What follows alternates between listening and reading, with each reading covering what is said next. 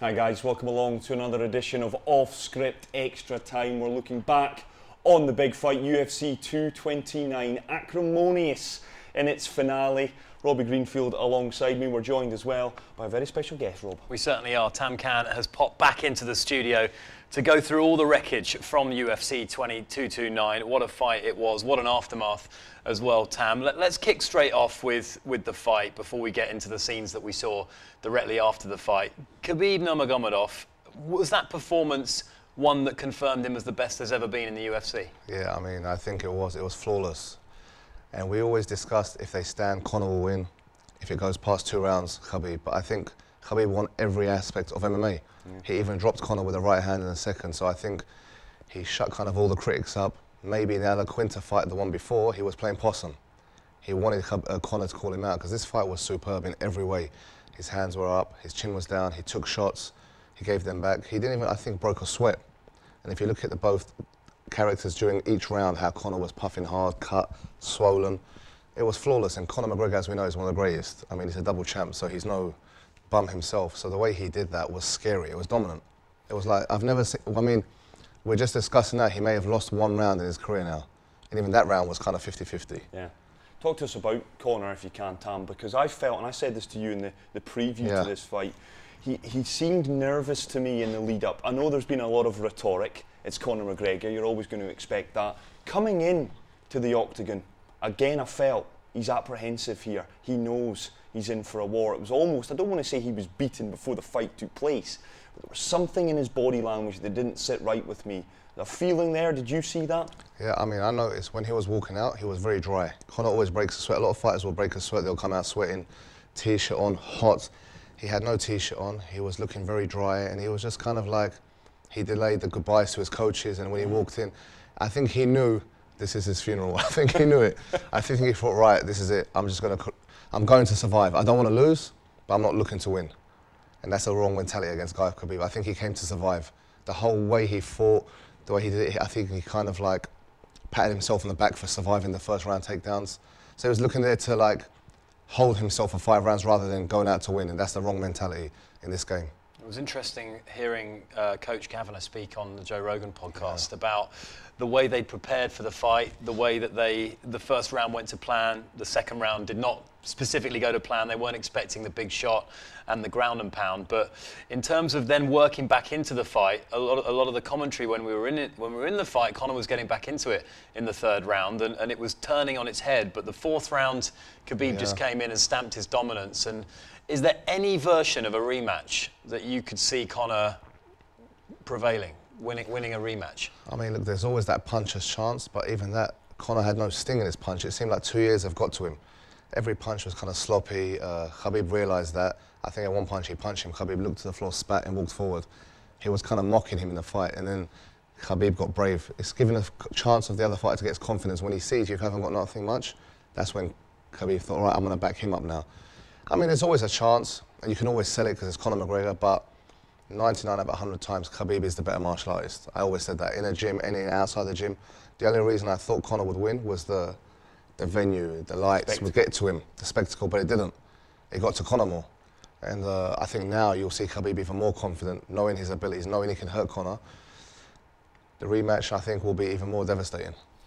4th round submission, that's the fight. Khabib Nurmagomedov proving himself to have no equal, 27-0 he moves to in the lightweight division. Tam, let's get to what happened in the immediate aftermath of this fight. Khabib Nurmagomedov winning, says something to Conor. We're not quite sure what, but for the first time Conor was cowered. He was silenced for whatever Khabib did say.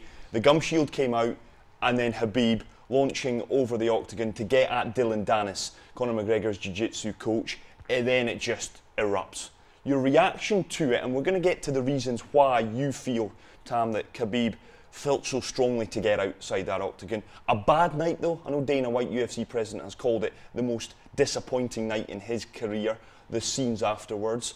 As a fight fan, for you, how did you look at that? Look, as a human and someone who loves the sport of MMA and who wants to promote it like we are now, it's not good for the sport, technically, because you want to get the other audiences, you want to get the tennis fans, the football fans, the mothers, the kids. That kind of like put a dark side on it. But let's be honest, as every man watching it on TV, as every alpha male or fight fan, it was great action. Yeah. It was like a movie. We won't deny it. If there was innocent people involved, yes, for sure. Cut the broadcast, but when you knew who it was, you could kind of clearly see on TV what was going on as well. That it was a corner man. Everyone knows who the cornermen are. Everyone knows the beef behind it. And I can't, to be honest, the whole where I watched it, everyone was on their feet screaming. They were cheering more. It was just, I've never seen a spectacle in my life since Mike Tyson biting Holyfield's ear. And it was insane. Whether it was right, technically no. And it's going to put the sport a bit back internationally. It's going to kind of shine that dark light on it. But when you see the story unveil itself and why it happened and who Khabib is and who McGregor is in the build-up, everyone's defending Khabib now. Everyone's saying, it's not right, but we understand. You know? Everyone's saying we understand, and that's kind of like giving it a white flag, white pass. As people clamour to get more into the reality of sport, and you know, there's a desperation to see behind the dressing rooms, to see what's really going on, is that not just going to hype up and amp up the interest in this particular matchup? That will sell more pay-per-views when they have a rematch. There's no doubt about it. That's just the reality of it. What transpired in the aftermath is going to generate money for the UFC and for both those fighters. Of course it is, but then where's the limit? I mean, then if you're going to do it like that, there's going to be all kinds of drama coming up. The other fighters will hit someone with a bottle. The next time, you know, a car will run into your arena. You've got to put a limit to it, you know? Because if you kind of green light it, then we don't know what can happen. It can escalate to anything. I mean, how are they going to sell the next fight? Okay, you've got the promos. What are they going to do next? Bring guns to the press conference? Where do you go from here? So that's the problem, where you've got to kind of put a halt to it.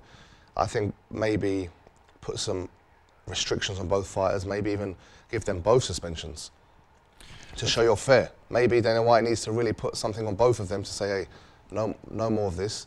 Let's get back to the old days, a bit of smack talk, the old building ways, a bit of a push and a shove, and let's fight. Because if you don't, it could get out of hand. Well, it's interesting you say that, Tam, because Robbie and I discussed this on our radio show, off script, extra time. We were discussing this. We had a deluge of people who had an opinion on this, because I was putting out there that there needs to be more governance. Dana White afterwards was given ample opportunity by the press boys. Do you take any responsibility for what we've just witnessed out there? Do you have any regrets on how the press conference unfolded in the build-up to the fight? He said no. What on earth? It's the fight game. But is it? Is it acceptable that Conor McGregor goes into the trenches, xenophobic connotations, racist connotations?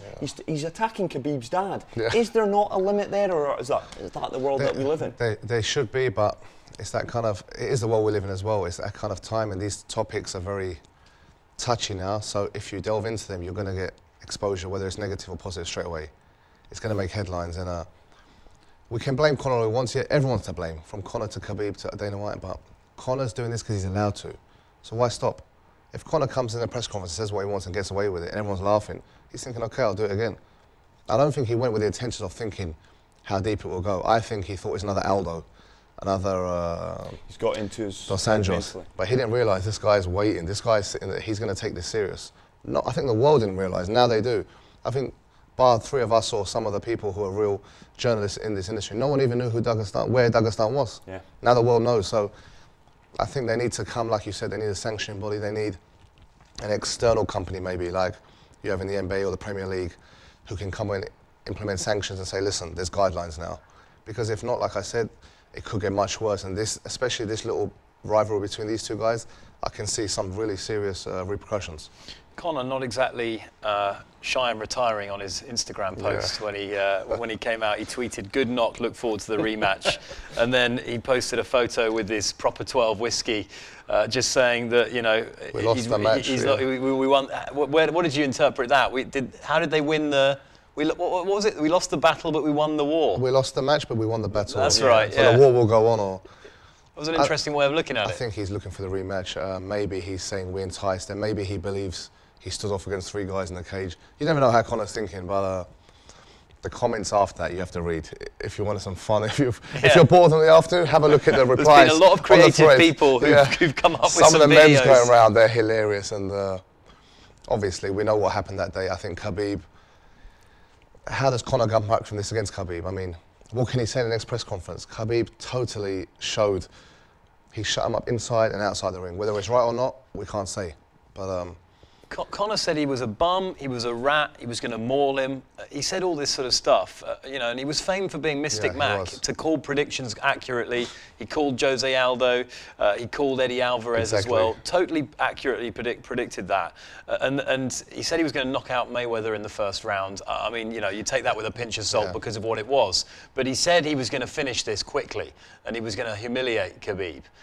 He's got to take a massive hit on his reputation. I mean, I know he's brash, but does he come back out unapologetically, or is there a degree of humility now when we next see Conor?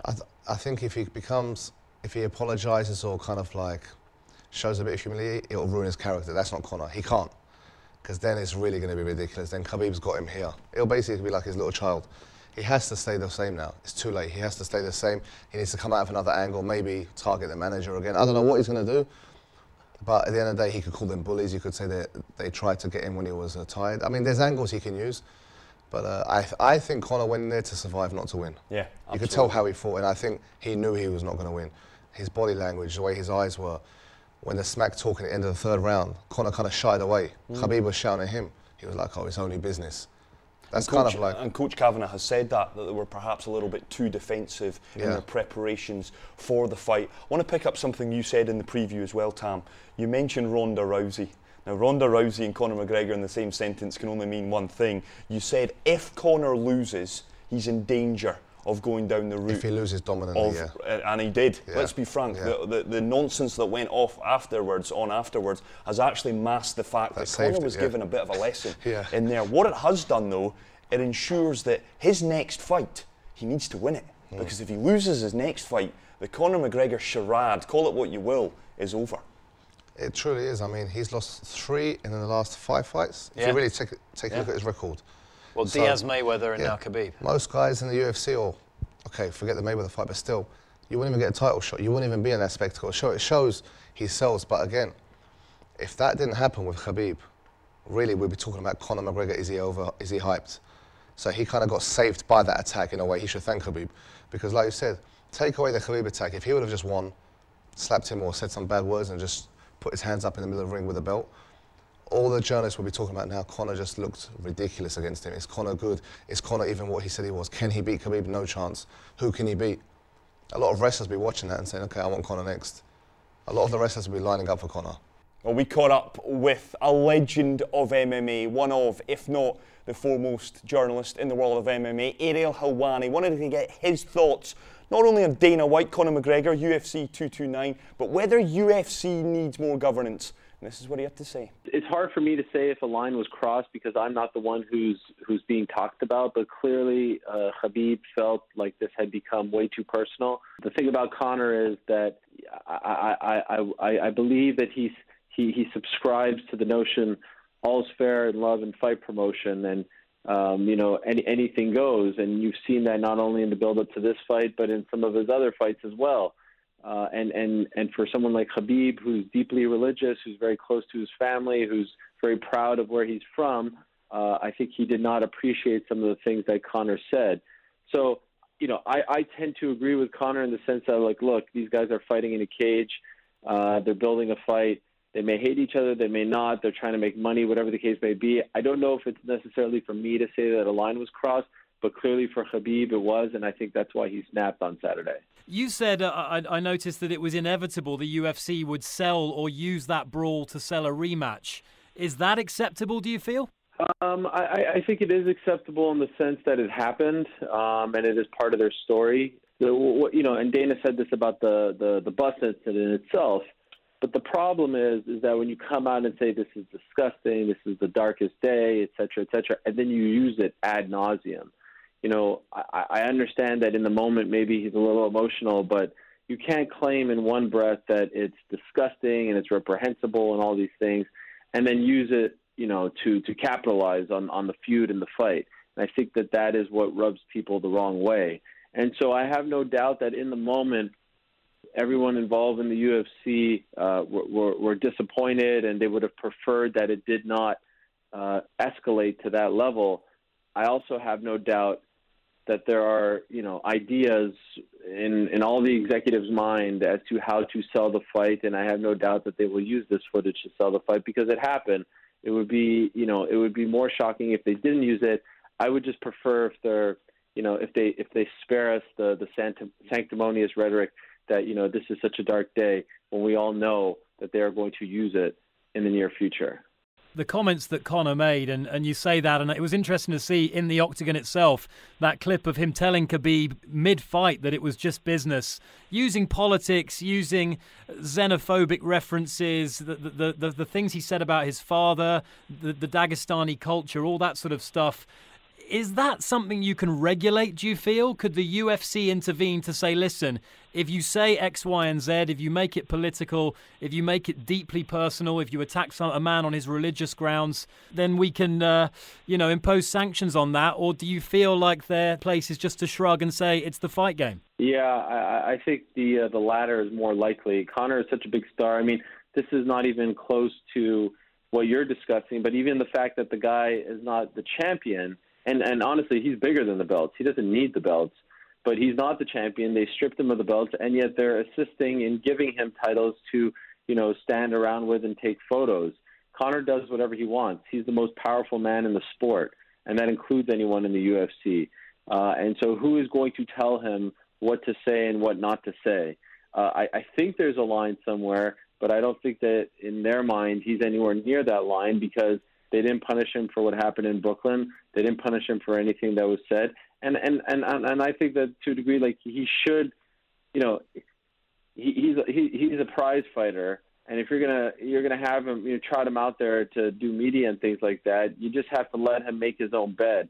I don't think it's the UFC's role, nor do I think they want that role to be, the judge and jury of what's right and wrong, the PC police, if you will. Because we have to remember, the UFC and Dana White in particular, they're not overseeing the sport. They're not a commissioner or anything like that. They're owners. They're promoters. They're trying to make money. If someone, who's ranked 40th in the light heavyweight division did the things that Conor and Khabib did, I have no doubt in my mind that they would have been cut on the spot. But in life, when you're a big star, when you're important, when you're popular, you get to play by a different set of rules, and this is no different than what is seen in offices and corporations across the world as well. Last one from us, Tam. You've had Floyd Mayweather in town. I know you've been doing bits and bobs with Mr. Mayweather. Khabib, could we see him in Dubai in the not-too-distant future? For sure, inshallah, that's the plan. I think now, I did an interview recently, and for me, I think he's a Muslim icon, a sports icon now. Yeah, I know we have the Mo Salahs and the Mo Farahs, but I had people on Facebook, all social media, girls who you wouldn't even know what UFC stands for, posting Khabib. It's gone viral. I mean, it's on all the news networks. Everyone's like seeing these videos, how humble this guy is, how he broke out. And he's got a huge fan base now. Because Conor, he's like Marmite. You either love him or hate him. We like him as fans, but he's kind of those characters. You can't understand him unless you're into the sport. So Khabib's come as this gentle guy, quiet, Muhammad Ali kind of esque, but he's a killer in his way as well. So, yeah, I think it's a time to do a little tour in the Middle East. I think this guy is just an amazing kind of like ambassador for the sport. A little bit what he did was wrong, but he kind of came out straight and apologized. He said, look, I'm sorry to Las Vegas and the Nevada State, but this guy did this. And even his father didn't defend his actions on Russian TV. He said this is wrong. So they're kind of like a very humble kind of family. People like to see that, We'll watch this space on Khabib Nurmagomedov coming right here to Dubai. Tam Khan, always a pleasure, my man. Thank you very much. Looking forward to previewing UFC 230. Robbie Greenfield will be back alongside myself off script every weeknight on Dubai 103.85 until 8 p.m. From ourselves here in our studio down here at Blaze. That is it. We will be back, though, I promise you. UFC 230 just around the corner.